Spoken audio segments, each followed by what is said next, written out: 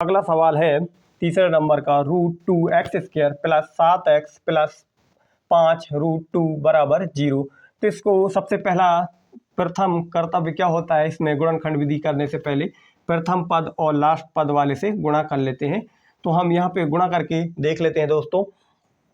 प्रथम पद वाला और लास्ट वाले पद को हम उठा के यहाँ पे गुणा कर लेते हैं साइड में। √2x² गुणा 5 √2, हम इसको अब गुणा कर लेते हैं दोस्तों। तो यहाँ पे गुणा कर लेते हैं 5 का, और यहाँ √2 के गुणांक में कुछ नहीं है, मतलब 1 है। तो इसको हम एक जैसे सम्मिलित में लिख लेते हैं, एक बार का ये और दूसरे बार का में √2, इसको हमने यहाँ पे लिख लिए हैं। और इस x² को हमने इधर बगल में लिख दिया और गुणा का चिन्ह और 5 हमने इसको इस प्रकार से विघटन कर दिया है। अब 2 बार हैं, इसमें से इन दोनों को किस प्रकार लिख सकते हैं दोस्तों, 2 ये 2 बार है, 1 और 2 बार, तो इसको हमने 2 बार ऊपर लिख दिया है। अब इसमें से वर्ग से वर्गमूल कट जाएंगे तो कितना बचेगा दोस्तों, 2 बचेगा। तो यहाँ पे 2 गुणित x² गुणित 5। अब 5 का गुणा 2 में करेंगे दोस्तों कितना जाएगा, 10 और x², तो हमें ये इतना प्राप्त हो गया है दोस्तों। तो अब 10x² का फैक्टर करना है, ऐसी संख्या ढूंढनी है जिसमें 10x² आनी चाहिए। जब कब गुणा करने पे 10x² आनी चाहिए और जोड़ने घटाने पे 7x आना चाहिए। तो हम मान लेते हैं 2x गुणित 5, तो कितना आ जाएगा दोस्तों, 5x, 2 पंजे 10x² और 2x प्लस 5x बराबर 7x। जोड़ने घटाने पे यानी कि जोड़ने पे 7x आ जाएंगे और गुणा करने पे 10x² आ जाएंगे। तो अपन को इतना प्राप्त करना है दोस्तों। तो हम इसको मिटा देते हैं, बाकी हम आगे सॉल्व कर लेते हैं। तो यहाँ 2x² plus 2x plus 5x plus, हम इसको उतार लेते हैं, 5 √2 बराबर 0। अब यहाँ से हम कॉमन लेंगे दोस्तों, तो 2 चरणों में बांट लेते हैं। यहाँ पे कॉमन लेते हैं, इसको 2 चरणों में बांट लेते हैं। उससे बांटने से पहले यहाँ पे रूट वाला है दोस्तों, इस वाले पे देखिए, और यहाँ भी रूट वाला है दोस्तों। तो हम यहाँ रूट वाला है तो इसको भी अपन को रूट बनाना पड़ेगा, सेकंड वाले को प्लस के बाद जो है इसको यहाँ पे रूट बनाना पड़ेगा, तभी हम यहाँ पे कॉमन ले सकते हैं। तो यहाँ रूट बनाने के लिए क्या कर सकते हैं, 2 √x² प्लस, अब 2 को हम √2 गुणित √2 इस प्रकार से हम लिख सकते हैं, और गुणित x, इसको हम किस प्रकार से लिख सकते हैं, इसका एक फॉर्मूला होता है दोस्तों, a रूट गुणित a रूट बराबर a होता है। तो हम a की जगह 2 मान लेते हैं, और हम 2 को किस प्रकार लिख सकते हैं, इस प्रकार से हम लिख सकते हैं दोस्तों। तो यही 2 को हमने यहाँ मान लिए और उसको हमने इस प्रकार से विघटन कर दिया है, और इसको आगे हम प्लस 5x प्लस 5 √2 बराबर 0। अब यहाँ से हम एक चरण अपना ये बन गया, दूसरा चरण ये बन गया। अब यहाँ पे अपन को कॉमन दिख जाएगा दोस्तों, √2 यहाँ भी है, √2 यहाँ भी, अब कॉमन ले सकते हैं। पहले यहाँ पे कॉमन नहीं लिया जा सकता था क्योंकि √2 नहीं बन रहा था, इस वजह से। तो अब यहाँ पे हम ले सकते हैं √2x, क्योंकि x यहाँ भी है, x यहाँ भी है, √2 भी है, √2 भी है, दोनों तरफ हैं, तो यहाँ कॉमन ले लिए हैं।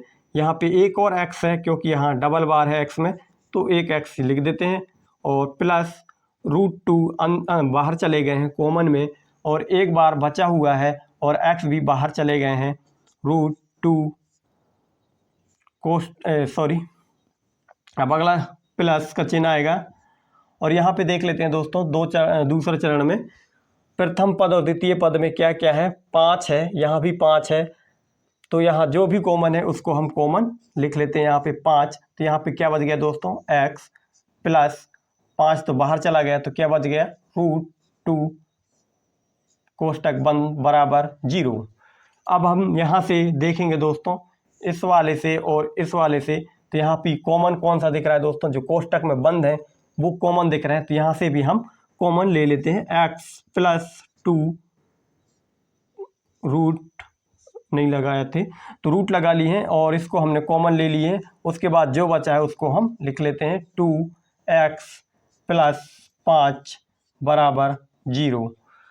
अब 0 को हम दोनों में रख देंगे, x प्लस 2 रूट बराबर 0 √2x प्लस 5 बराबर 0। x बराबर माइनस के √2 कोमा x बराबर कितना आ जाएगा दोस्तों, सॉरी x नहीं है, √2x बराबर माइनस के 5 और x बराबर माइनस के 5 बटे √2। तो x का वैल्यू -2 आ रहा है, -2 रूट आ रहा है और x बराबर -5 बटे √2 आ रहा है। तो ये दो मूल समीकरण प्राप्त हो चुके हैं। 2x square minus x plus 1/8 बराबर 0। ये समीकरण दिया हुआ है, भिन्न के रूप में दिया हुआ है दोस्तों, चौथा नंबर का सवाल। इसको हमें पहले समीकरण के रूप में बनाना पड़ेगा, उसके बाद हमें गुणनखंड विधि का यूज करना पड़ेगा, उसके बाद हम समीकरण के मूल ज्ञात करना है, द्विघात समीकरणों के मूल प्राप्त करेंगे। तो इसको हम 8 से गुणा कर सकते हैं। 8 का गुणा करने पर तो यहाँ लिख देंगे 8 का गुणा करने पर तो लिख देंगे यहाँ 2x स्क्वायर गुणा 8 माइनस x गुणा 8 प्लस 1/8 गुणा 8 बराबर 0। हमने सभी में 8 का गुणा कर दिए हैं। अब इसका कर लेते हैं 8 दूनी 16 स्क्वायर माइनस 8x प्लस 8 से 8 कैंसल आउट हो जाएंगे तो क्या बचेगा दोस्तों, 1 बचेगा, प्लस का 1 बचेगा बराबर 0। अब हमें यहाँ पे समीकरण प्राप्त हो गया दोस्तों। अब समीकरण प्राप्त हो गया तो यहाँ से गुणनखंड विधि का यूज करेंगे। तो गुणनखंड विधि का यूज करने से पहले क्या करते हैं, प्रथम पद और लास्ट वाले पद का गुणा करके देख लेते हैं। तो इसमें कितना आएगा दोस्तों, 16 ही प्राप्त होगा। अब 16 को विघटन करना है दोस्तों, तो 4 गुणित 4 यानी कि 4 का गुणा 4 में करेंगे तब हमें कितना प्राप्त होगा, 16 प्राप्त होगा। और 4 माइनस के 4 और माइनस के 4 कितना हो जाएगा दोस्तों, -8, तब हमें -8 प्राप्त हो जाएंगे। इस प्रकार जोड़ने घटाने में तो अपन को -8x प्राप्त करना है और गुणा करने में 16 प्राप्त करना है। तो अपन यहाँ कर लेते हैं 16x square minus 4x minus 4x plus 1। हम इसको नहीं लिखेंगे 16 को, जो ऊपर वाला फॉर्मेलिटी है उसी को उतारेंगे बराबर 0। अब यहाँ से हम 2 चरण बांट लिए दोस्तों। अब यहाँ से जो भी कॉमन आ रहे हैं उसको हम कॉमन ले लेते हैं। तो सेकंड वाले पद में देखिए 4x है, तो यहाँ भी 4x है और 4x कॉमन आ गए हैं दोस्तों। तो यहाँ पे कितना बच जाएगा, 4x बच जाएगा दोस्तों और माइनस, अब 4x कॉमन चले गए तो यहाँ कितना बच जाएगा, 1 बच जाएगा। माइनस कॉमन ले ली दोस्तों, तो यहाँ पे कितना आ जाएगा, 4x माइनस का चिन्ह कॉमन आ गया दोस्तों, यहाँ पे क्या बन जाएगा, -1 बराबर 0। अब 4x माइनस 1 और 4x माइनस 1 बराबर 0। तो हम यहाँ पे पहुँच गए हैं दोस्तों। एक बार हमने इस वाले को कॉमन ले लिए हैं, 2 हैं इसमें, 2 हैं तो इसमें से कॉमन ले लिए और जो बचा है उसको हमने यहाँ पे लिख लिए।